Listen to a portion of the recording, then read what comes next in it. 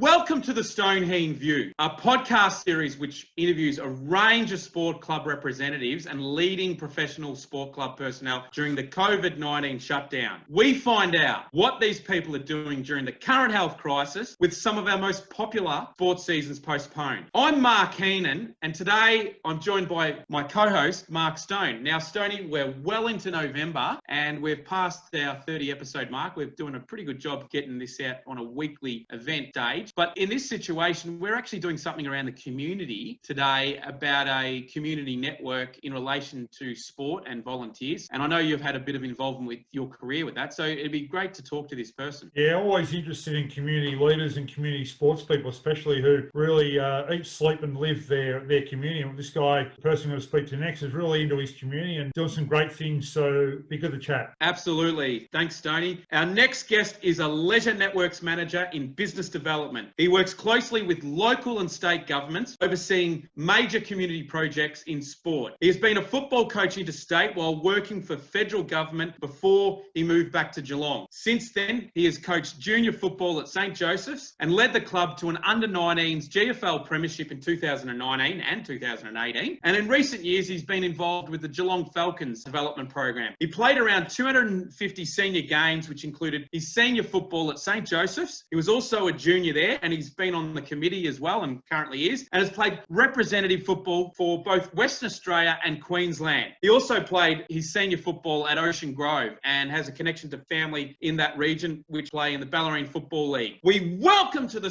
Heen View podcast, Michael King from Leisure Networks. Welcome, Michael. Thanks, boys. Thanks for having me on. What a brew cup at the start. I feel like I'm on a game show or something like that. So thank you, boys. Very humbling, and I've heard such great things about this podcast. So thanks for having me on. We like to give you a rev up, Michael, so I think it's important to talk about the particular guest because we want to concentrate and make the guest that we have on, concentrate on their role in sport. But obviously today, one of the reasons why we wanted to get you on was to talk about your role at Leisure Networks. And I guess in some ways, I mean, we're going to talk about a little bit about your podcast that you're doing with Leisure Networks, and it's a great initiative through what you do. But I guess when we started the podcast, we wanted to talk to people about how they're impacted, not only in their sport, what does lockdown look for them like? Now, essentially, from our discussions prior to this, we talked about perhaps you were in a situation where, you know, you got family, but you had to work from home.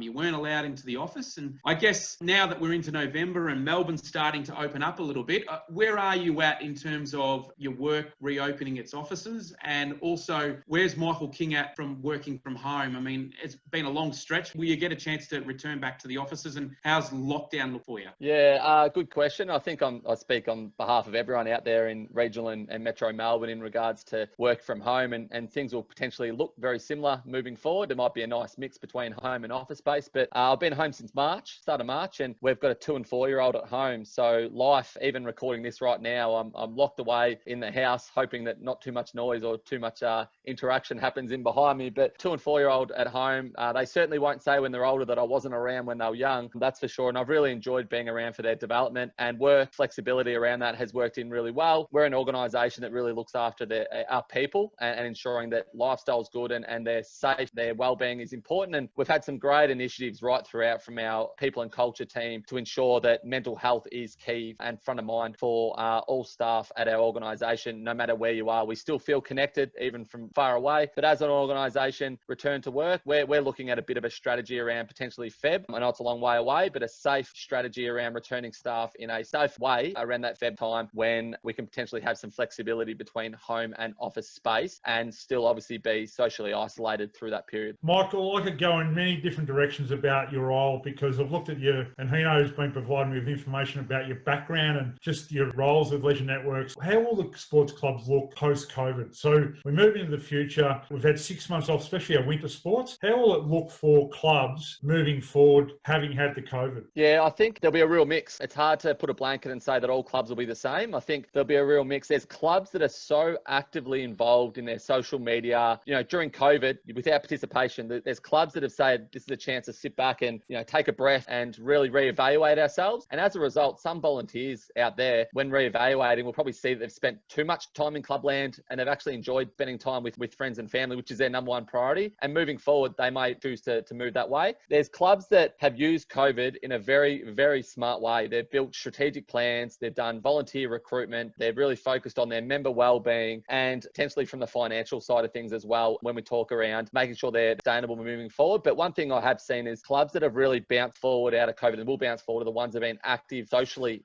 on their social media channels through, LinkedIn, Instagram, updating their websites and things like that. So you'll see clubs that will potentially bounce forward that are welcoming. Their recruitment and retention look really strong, and there'll be clubs will really struggle. We're talking with a lot of clubs in Melbourne that are either looking to fold or to join with other clubs as a result of both participation and financials. The financial thing has come up as pretty much number one, the king, and number two or equal number one has been around that mental health. There'll be a real mix around that. Michael, I was interested in your last podcast that you were talking about volunteers, and believe it or not, it's really interesting if you look at the timeline. I've just rejoined with a club that I grew up as a youngster through Leopold, and when you find out about selection and teams and how that's all done, through the social media. And 20 years ago, you might have been going up to the club and looking at the window how you were selecting the team. Now it's all done through the Facebook page or the social media, and it's like having a little, so I suppose a WhatsApp group in some ways. And one of the things that really intrigued me about the last podcast was about volunteer management, and even part of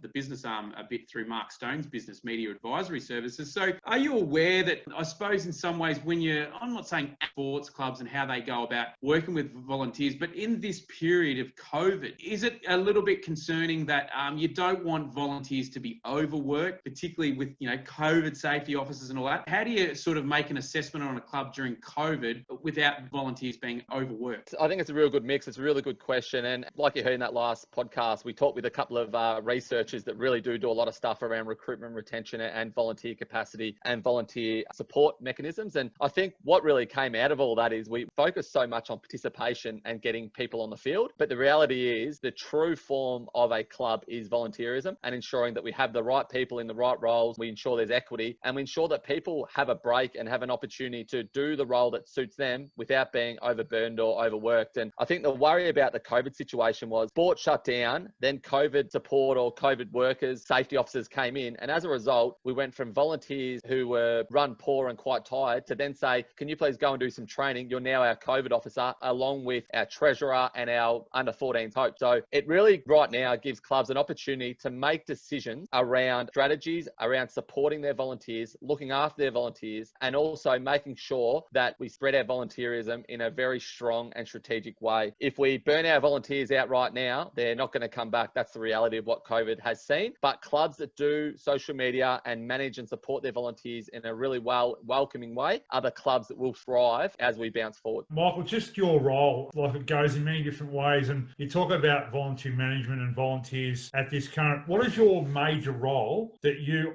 only look after programs, but what's your major role with your role at Leisure Networks? What is it that you do the best or the most of? Yeah, I would say we find ourselves spread. You're not a master of one trade. You're sort of you spread yourselves across quite a range of services. And I would say probably the key piece of my role is to always have a look at the gaps and the needs in the community and potentially where we could add value. Our vision and our mission is around connecting people with their community. So my main role is to research, scope, check out where the gaps are, where the needs are, what is happening in the sport and community lens in the industry and what the trends are telling us. And then from that, build, maintain, partner, collaborate where necessary about how we can have the greatest impact on community without over-servicing it. There may already be services out there delivering something, but where can we add value, resource power, time, specialty? And that's sort of where I sit. Just understanding what's happening in the trends, what's happening in the industry, and seeing whether or not we can add value to that, whether that is at grassroots level right through to national level. That might be from participation right up to strategic and governance lenses. Michael, I want to talk to you about the NDIS, but also the involvement.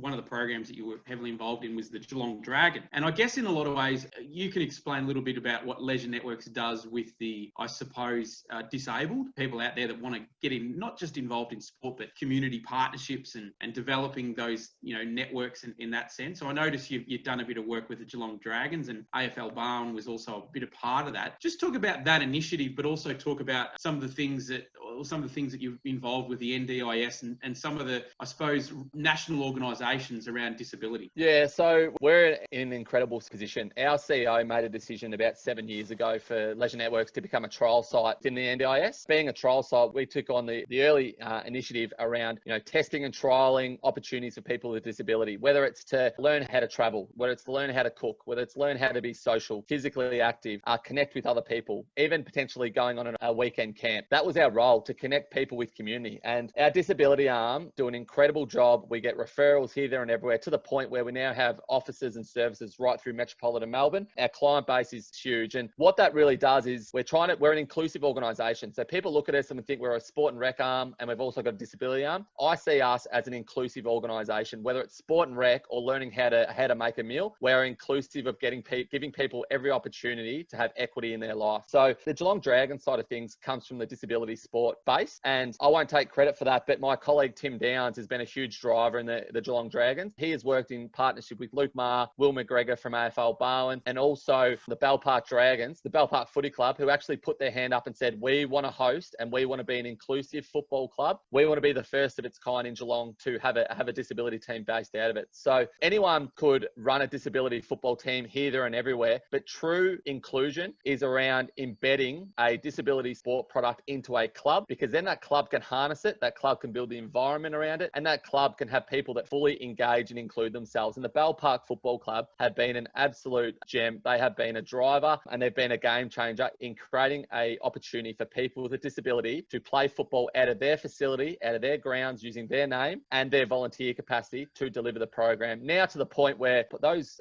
Geelong Dragon players now run water for their senior team, they're volunteers, they're active members. That's true inclusion. And the Geelong Dragons, to the point, as you said, have also now had a series on Fox Footy where they follow some players around their journey. So that's the breadth of this work and the true outcome of inclusion. I was going to actually talk to you about the inclusion, because I noticed through the LinkedIn page that you had an involvement regarding LGBTI, with the regardless of, doesn't discriminate against sex and religion and all that. It's about the inclusion, not just with disability, but no matter what your situation is and what your sexual preference is. Yeah, definitely. We, like I was saying, we see gaps or we see needs, or we really listen to our community. And when we listen to our community, we find out what the gaps and needs are and what they need to support their people that they work with. And if we hear that clubs or community need to be more educated, more empowered to provide an environment for more people to be involved in, then we'll action that call. So the LGBTI plus work has really come from, we are hearing, we've got our ears to the ground, we're hearing what community, the gaps are, the needs are, what the queries are, what the concerns are. As a result, for over the last 12 months, we've gone out and done some research. We've partnered with Proud to Play. We've actually got a podcast coming up with some guests around that as well. We've seen that there's a true opportunity for clubs to be fully inclusive, no matter what minority group they're looking at. And it actually allows clubs to potentially become the hub. We're a hub in inclusion around people with disability, or we're an inclusive club and a hub for people from LGBTI plus communities that want to come and feel connected socially and also feel a part of the community that serves them. Which is a perfect lead in my next question, Michael. Is it, I'm all about, people who know me, I talk about holistically involved with other people, right? And tell me a bit about the wellness team and what that means, the wellness part of it to you in community. Yeah, I guess the wellness side is to ensure that we get a real good temperature check on the people that we serve, understanding what drives them, understanding what the pros and the cons are, and ensuring that we provide a network and a platform for people to feel that they can reach out and be vulnerable where necessary. And having that wellness lens in community sport, or just in community in general, ensures that the person's well-being is front and foremost, and that is the true indicator of somebody that is really having a good life, enjoying their life and enjoying the outcomes of their life. And if we can ensure that the wellness aspect is what we focus on moving forward and not the competition side of things, then I think the next couple of years we can really focus on that, and then we can refocus energy moving forward. Michael, I wanted to talk to you about your role as a development officer. A number of years ago, you were appointed as a development officer with the Mount Isa AFL, and you can talk about, as part of this question response,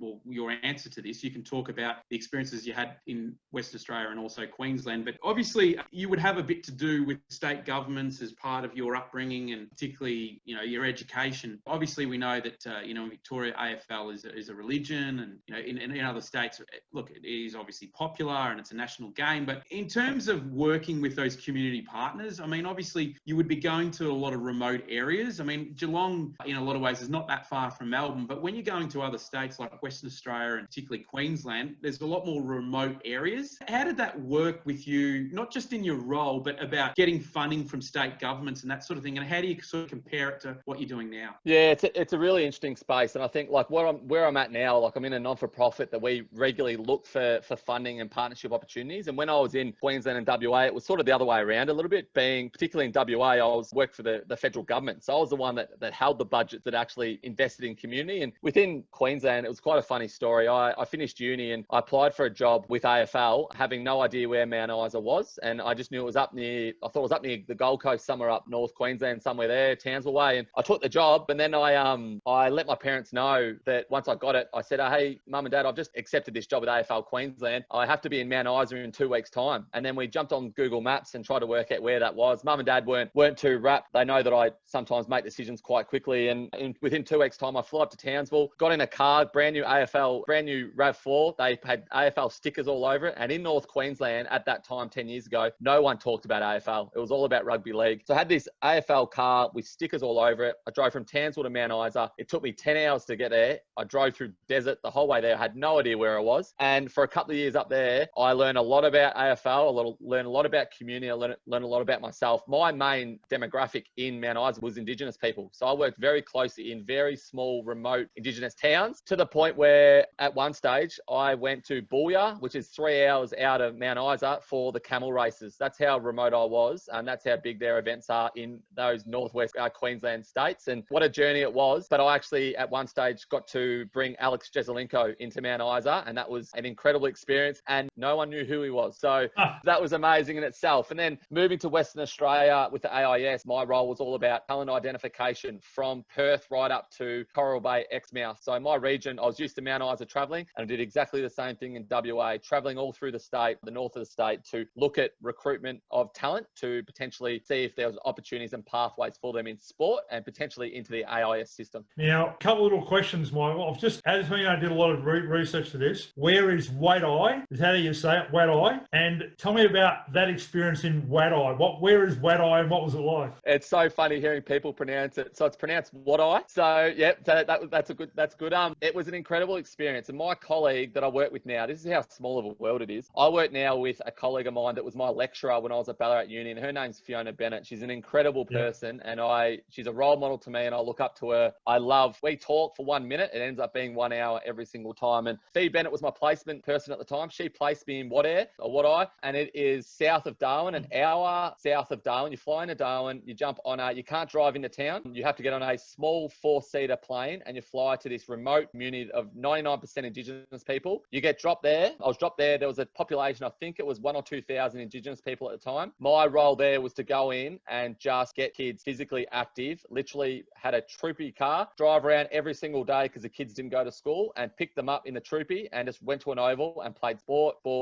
An incredible experience for 3 months. Just how much talent was there up there, Michael? I mean, the Indigenous boys and girls show enormous ability without any training. You obviously would have seen some talent up there. The talent was unbelievable, to the point where these kids, even when I was in Mount Isa, there was every day I would come across a kid and say that if in the right system with the right coaching support, this kid is 100% draftable. And the poor boys, they just don't have the resources, they don't have the energy, and they just want to stay at home. And in Wadair, all the kids that were talented, we used to fly them to the Tiwi Islands to play. And the talent was unbelievable. The kids run up a tree and do backflips all day long. And I even saw an article on LinkedIn just the other day that Wadair had their first young girl that graduated high school in a very long time. And that's how powerful community is. And speaking of talent, Michael, a quick one before we get into a little bit of banter, is that you've been an assistant coach at St. Joseph's at a junior level. You've been on the committee there, and I think you're in wellbeing as well on the current committee of St. Joseph's Football Netball Club. But also you're involved with the Falcons, and there hasn't been a season with the Falcons this year.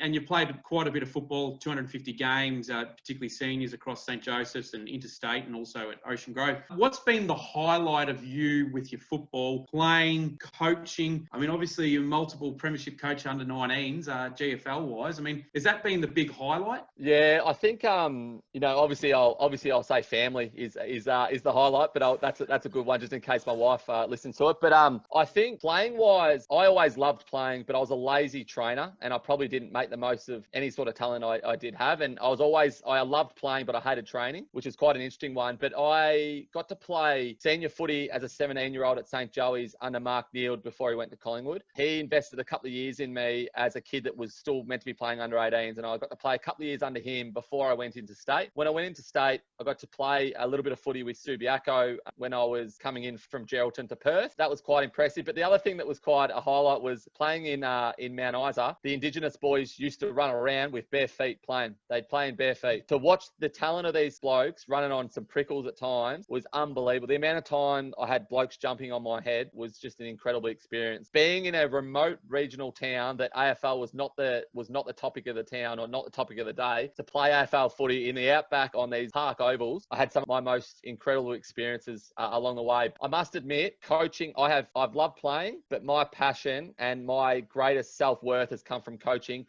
and developing young talent. And out of all achievement, the year just gone, coming back from coming back in a grand final on Simmons Stadium being down by 4 goals in the rain and winning a grand final was the absolute fairy tale that I never ever thought would happen. And I literally was crying, hugging parents after the game for probably half an hour. You stole my thunder, King, because I was going to ask you about how your heart was in those final moments when you were 16 points down and you had to hold yourself together till you won that flag, and the guy kicked the goal with, I mean, it was a couple minutes ago, I think, and you won the game. So that would have been heart in the hand stuff, or hand in the heart, all that sort of stuff. Yeah, it was quite a reversal from the year before. The year before, we won by 7 goals. We were, home probably at 3/4 time. In this one, in all honesty, if we weren't so far down at 3/4 time, we were gone. And if it was a close game, I wouldn't have made any of the changes that I made at 3/4 time. I literally at 3/4 time threw the board upside down. It was sort of that stage of we're either going to lose by 10 goals or we're going to win this game. And it almost took out the nerves because we were gone. We were done. If it was a close game at 3/4 time, you're nervous the whole way through. We were gone and we just made some changes. And I don't know what happened, but our grand final was pretty much our whole year. In our last quarters, our whole year in probably 20 minutes. Very good. Hey, Michael, just a funny one to finish off. I've noticed that there's been a few, reviews on your podcast that you do with Leisure Networks. There was one that came up on the 7th of the 7th, 2020. His name was King and Michael, about sustainable communities. One about that, but also tell us about what Kinger's Corner's all about. And also, what about your dad? His name's Jeff. He's normally pretty busy throughout the winter because he's got 4 kids that are heavily involved in their sport and also his grandkids as well. There was no sports season. I mean, how did he fill in his time? Yeah, Jeffrey's a funny man. He's quite well known around the traps. He's filled in his time quite well. He plays tennis with a bloke that I think he said's about 80 down the road, and he gets beaten. And the bloke, Dad's got probably 15 years on him. He gets beaten from this fella. So we've got that, and he's also trained up the King Charles Cavalier to be a story dog at the local primary school. So he is a busy man, and he's surfing a lot as well. So he's a busy man, but he's missing his footy like no other. But the podcast, the Kinger's Corner, came out of just a bit of a basic concept in the first episode. We thought we'd throw it in as a bit of a laugh. It got a few legs, and it's had a bit of interest, and it really is an opportunity to throw an article on the table and just to debate and have a bit of fun with it. Well, Michael King, it's been a pleasure to have you on episode 32 of the Stoneheen View podcast to talk about all things with what you do with Leisure Networks, and also in regards to your work in development, and also the many varied experiences you've had with remote communities, particularly in developing also youth, not only with just football skills, but also the mental side and all those sorts of things that go into it, and also your playing career as well. So it's been a really good development and an understanding of what we can gain out of this podcast, talk about some of those experiences you've had. So thanks for joining us. No worries, boys. Thanks so much. I really appreciate your time. Not a problem. Mark Stone, Michael King, what a great guest. He's had a very varied and impressive work life, and also done a lot in the leadership space, and he's very passionate about his clubs that he's been involved with as well. And I'll say one thing, having covered Ocean Grove football for a long time, he was one guy, and I've told him this, he knows this, that he played for the jumper. He played for the jumper, and it doesn't matter about how good your ability was, and I know that he had some ability there, but I like those people that just play for the jumper and they're really passionate about their club. You know, one thing before I go, Kingy can do, he actually is a very good communicator and loves to have a chat. So I'm very happy about that, because I'm one person that loves to have a chat. So I'm sure Kingy and I can have some very long chats about anything in life. Thanks very much, Michael. You can get in contact with the Stoneheen View. We are here today with episode 32. Obviously, Michael King from Leisure Networks has been our guest. guests, and obviously we've learned a lot about some of his work experiences and what he's done in his life, particularly with football and other sports in the community side. So you can check us out on Facebook. You can type us into Instagram under the Stoneheen View. Our podcast is available also on Apple Podcasts, Spotify. We launched the podcast from an audio platform, which is Podbean. You can check us out on Podbean. The Stoneheen View has a YouTube channel, and also on the Twitter account as well under Stoneheen View, which is all one word, Stoneheen View. Mark Stone, it's been a great pleasure to have you on the podcast, and we're going to have another interesting guest that works around leadership and as a very well-known sports figure next week. So we look forward to that. Thanks for joining us. Thanks, Mark. Been a great chat. Well, until next time, we will see you soon on episode 33. It's been a great pleasure to have Michael King on the podcast. We'll talk to you soon. Thank you for joining us on episode 32, and bye for now.